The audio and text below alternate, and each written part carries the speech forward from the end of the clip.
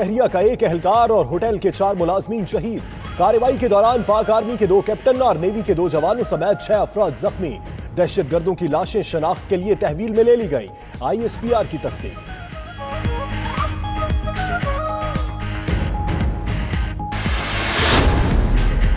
दहशतगर्द मेहमानों को यरगमाल बनाना चाहते थे। सिक्योरिटी गार्ड जहूर ने जान देकर कोशिश नाकाम बना दी।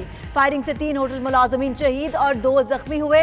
आर्मी, नेवी और पुलिस ने फौरी पहुंचकर हालात संभाले। दहशतगर्दों ने 4थी मंजिल पर बम भी नस्ब किए। ISPR का जिम्मेदाराना कवरेज पर मीडिया का शुक्रिया।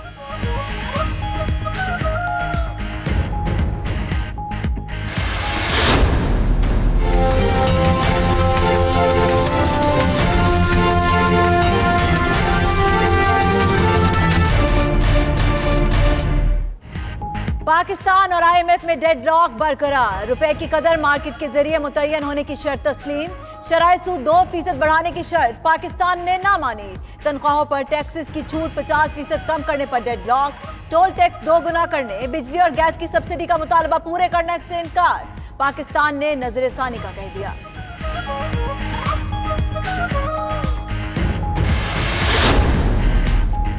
माजी में रुपए को मसनूई तरीके से कंट्रोल किया गया। कोशिश कर रहे हैं IMF से जितना रिलीफ ले सके ले ले। मालियाती खसारा बढ़ने से खतरे की घंटी बज गई।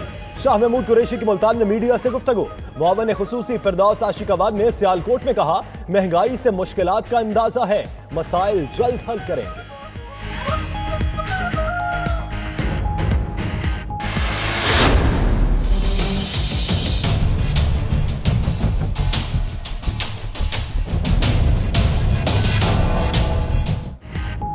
गैस पाइपलाइन मंसूबे पर ईरान की आलमी सालिसी अदालत में जाने की धमकी।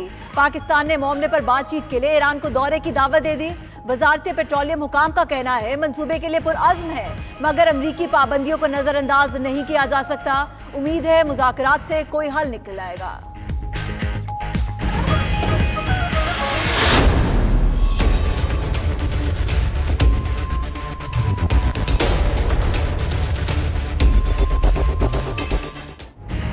रत्तो डेरों में एड्स का वायरस बेकाबू। 10,000 अफराद की स्कैनिंग। 400 से ज्यादा अफराद एड्स में मुब्तला निकले।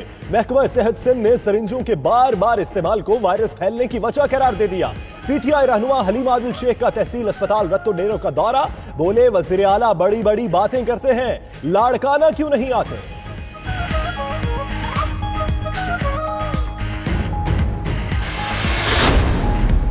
चीनी दुल्हों की मकारियों की दास्तानें बढ़ने लगी। शादियों से मुतासरा एक और खानदान मदद का तलबगार। नारोवाल की 2 बहनों का रकम का लालच देकर जबरदस्ती निकाह कराया गया। चीन स्मगल करने की कोशिश नाकाम।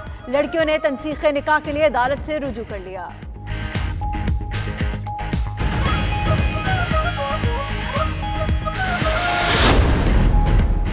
आसिफ जरदारी के खिलाफ इंक्वायरीज का ढेर। जाली अकाउंट्स के 6 केस जेर तफ्तीश। नूरियाबाद पावर प्लांट, ठट्ठा और दादू शुगर मिल समेत कुल 22 इंक्वायरियां। नैब जमानत पर तफसीलात इस्लामाबाद हाईकोर्ट में पेश करने को तैयार। आसिफ जरदारी 5 मुकदमात में अबूरी जमानत हासिल कर चुके हैं। 16 मई को नैब से तलबी का फिर नोटिस।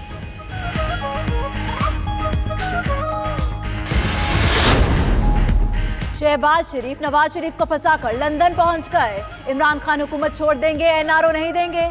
चौधरी निसार नून लीग में दोबारा एक्टिव हो गए। आसिफ जरदारी शातिर सियासतदान है, उन्हें डील या ढील के करीब देख रहा हूं। असद उमर का कहना है IMF की शराइत बड़ी सख्त है। शेख रशीद की न्यूज कॉन्फ्रेंस।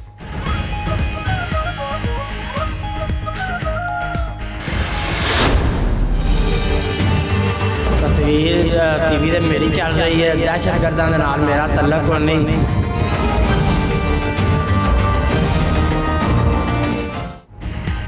दाता दरबार धमाके में जख्मी एक और शहरी दम तोड़ गया। जाँ बहक अफराद की तादाद 13 हो गई। पाक पतन का रिहायशी ताहिर असलम मेयो अस्पताल में जेर इलाज था। खुदकुश हमलावर का सहूलतकार होने के शुबे पर गुजरांवाला से जेर हिरासत नौजवान जीशान बेगुनाह होने पर रिहा।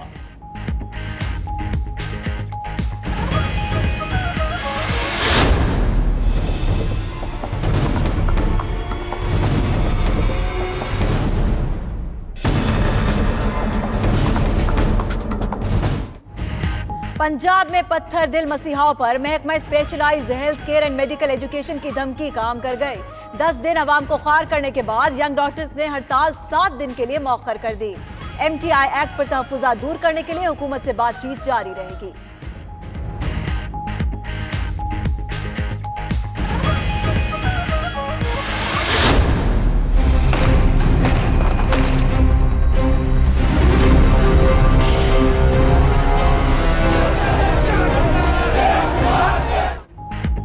सानहा 12 मई 2007 सियासी तारीख का खून आशाम दिन।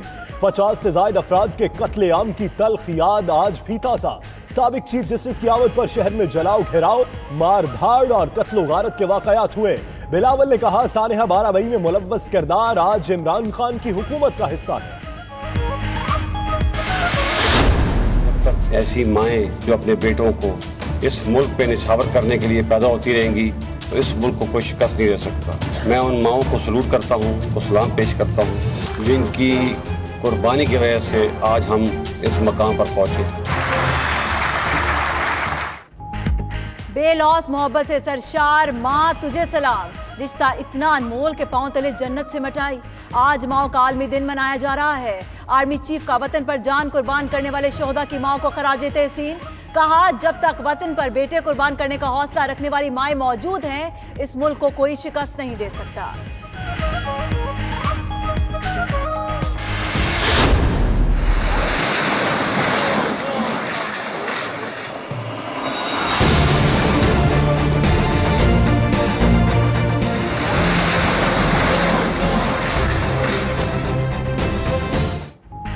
सियालकोट के इलाके समड़ियाल में 2 दुकानें जमी बोस, अशियाई खोरोनोश समेत लाखों रुपए का नुकसान।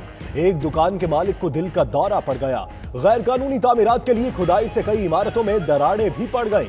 मुत्तसिल रिहायशी इमारतों को खाली करा लिया गया। रिहायशी बेयारो मददगार हो गए।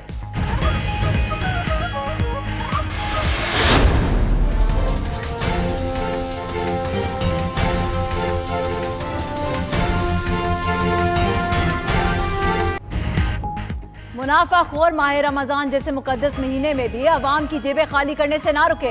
कराची में फल और सब्जी फरोशों की इजारादारी, सरकारी निर्खनामों को घास न डालते अवाम से मर्जी के रेट वसूल करने में मसरूफ। कोयटा, इस्लामाबाद और लाहौर में भी हुकूमती दावों के बावजूद सूरत हाल ना बदली।